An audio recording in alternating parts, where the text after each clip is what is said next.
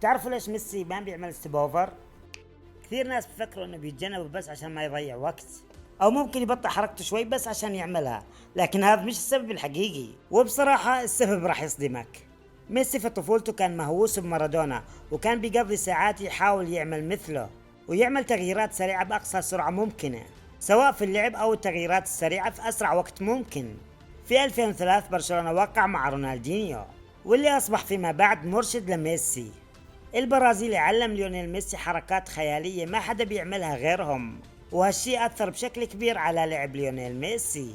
وغوارديولا قرر بعدين انه يبيع رونالدينيو لقلة احترافيته، وكانت خطوة إيجابية لأنه ليونيل ميسي بلش يتأثر في رونالدينيو بسهراته برا الملعب.